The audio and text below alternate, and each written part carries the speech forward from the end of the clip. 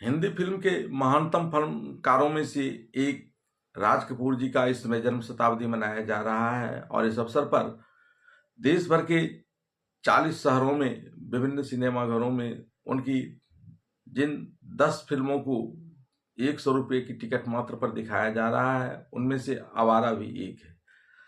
Film आवारा एक psycho socio thinking पर थ्रिल आधारित फिल्म है और इसमें इस भावना पर गहरा चोट व्यक्त किया गया है कि किस प्रकार से लोगों की एक सोच बन जाती है किसी चीज को लेकर, ये अच्छा होगा ये बुरा होगा, और बिना फिर उसकी हकीकत को पहचाने वह उसी के ऊपर विश्वास करता चला जाता है और उसकी कितना खामियाजा किसी व्यक्ति को झेलना पड़ता है। वही इस फिल्म में दिखाया गया है कि एक जज का बेटा, जज एक विशेष सोच के कारण कि अच्छा ही व्यक्ति का बेटा अच्छा होगा, बुरे व्यक्ति का बेटा बुरा होगा, इसी सोच के तहत खुद अपने बेटे को पहचानने से इनकार कर देता है, उसकी माँ को अपने घर से भगा देता है कुछ मिसकंसेप्शन की वजह से, और फिर किस प्रकार से उन दोनों का मिलन होता है। यही इस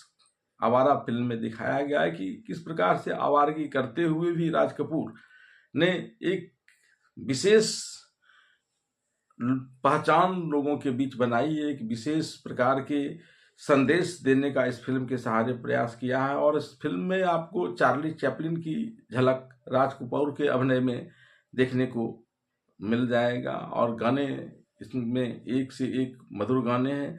लेकिन जिस तरह से इस फिल्म का एक गाना मुकेश के स्वर में गाया हुआ, आवारा हूँ गर्दिश में लेकिन आसमान का तारा हूँ, आवारा हूँ, पूरी दुनिया में काफी लोकप्रिय हुआ था।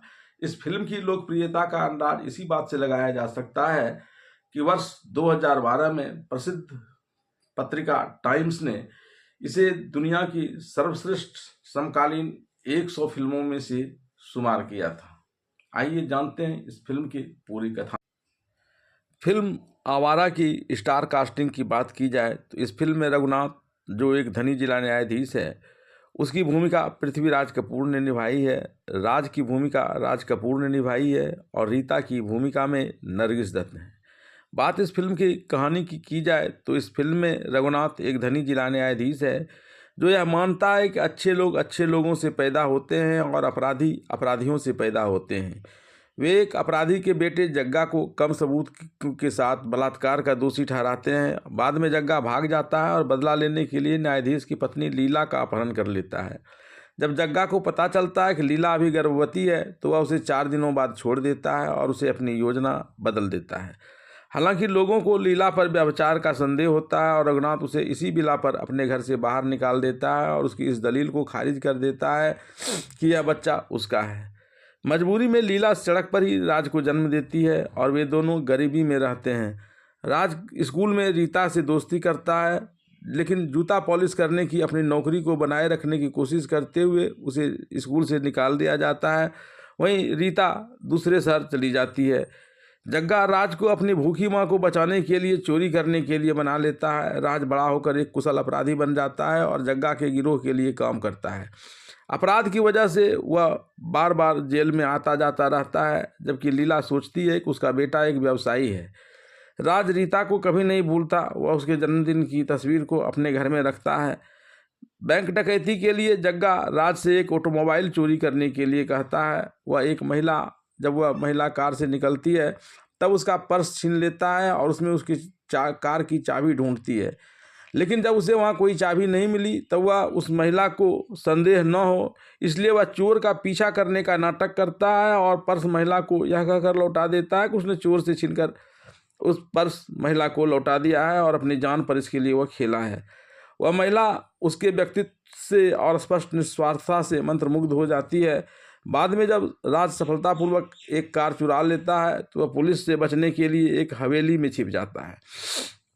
वह हवेली उसी महिला की होती है जिसका उसने कार चुराने का प्रयास किया था और वहाँ उसके जन्मदिन की तस्वीर को देखकर राज को पता चलता है कि वह उसकी स्कूल की दोस्त रीता है।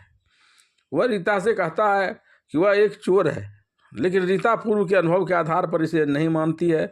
वह इस समय कानून की पढ़ाई कर रही है और रघुनाथ की वार्ड है, जिसे यह सुनकर शक होता है कि राज को पता नहीं है कि उसके पिता कौन हैं।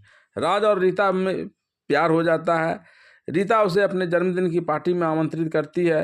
राज पार्टी में कुछ देने के लिए कर्ज के लिए जग्गा के पास जाता है ताकि वह उस पैसे से एक उपहार खरीद कर रीता को दे सके, लेकिन जग्गा उसके सुधरने के प्रयासों का मजाक उड़ाता है और उसे अपराध करने के लिए कहता है। राज मना कर देता है, लेकिन बाद में वह सड़क पर एक आदमी से एक हार चुरा लेता है, बिना यह जाने कि वह आदमी रघुनाथ है, जो उसका पिता है। रीता के जन्मदिन पर जब राज उसे बिना केस वाला हार देता है और रघुनाथ उसे बिना हार वाला केस देता है, तो उसे पता चलता है कि राज वास्तव में एक चोर है। रीता राज की माँ के पास जाती है और उसके जीवन की कहानी जानती है। वह फैसला करती है कि राज बुरा नहीं है, बल्कि बुरे प्रभावों और निराशाजनक परिवेश ने उसे अपराध करने के लिए मजबूर कर दिया है। राज शर्मिंदा है और अभी भी मानता है कि वह उसके लिए अच्छा चीज़ नहीं है। रीता भी उसे माफ़ कर देती है। जान बचाने के लिए राज को एक बार भागना पड़ता है पुलिस के गिरोह से, जहां पर जग्गा ने एक बैंक डकैती को अंजाम दिया है, और वह पुलिस से बचने के लिए राज के घर में जाकर छिप जाता है, जहां लीला उसे पहचान लेती है और वह उस पर हमला कर देता है। राज इसी समय प्रवेश करता है और अपनी मां को बचाने के लिए जग्गा से भिड़ जाता है। आत्मरक्षा में राज जग्गा को मार देता है। राज द्वारा जग्गा की मौत के मुकदमे की सुनवाई उसी कोर्ट में होती है जिसमें रघुनाथ जज हैं। जब लीला अपना प्रत्यक्षदर्शी विवरण देने के लिए अदालत जाती है तो वह रघुनाथ को देखती है। उसे देखकर वह उसका पीछा करती है, लेकिन एक कार से टकरा जाती है। रीता अस्पताल में लीला से गवाही लेती है और बाद में राज को उससे मिलने की इजाज़त मिलती है। लीला राज को बताती है कि रघुनाथ उसके पिता हैं। राज जेल से भाग जाता है और बदला लेने के लिए रघुनाथ को मारने की कोशिश करता है, लेकिन रीता उसे रोक देती है। रीता हमले के मुकदमे में राज का बचाव करती है, जो पिता पुत्र के रिश्ते का खुलासा करता है। राज अपने कार्यों का बचाव नहीं करना चाहता है और कहता है कि वह एक बुरा आदमी है। वह अदालत से कहता है कि वह उसके बारे में न सोचे, बल्कि उन लाखों अन्य बच्चों के बारे में सोचे जो गरीबी में बड़े होते हैं और अपराध की ओर मुड़ जाते हैं, क्योंकि उच्च समाज उसकी परवाह नहीं करता। जब वह अपने फैसले का इंतजार कर रहा होता है, तब रघुनाथ राज से मिलता है और अंततः स्वीकार कर लेता है कि राज उसका बेटा है और आंसू भरी आंखों से उसे क्षमा कर मांगता है। अंत में राज को फांसी से बख्श दिया जाता है, लेकिन उसके अपराध के लिए उसे 3 साल जेल की सज़ा सुनाई जाती है और वह वादा करता है कि रिहा होने के बाद वह रीता के लिए खुद को सुधार लेगा।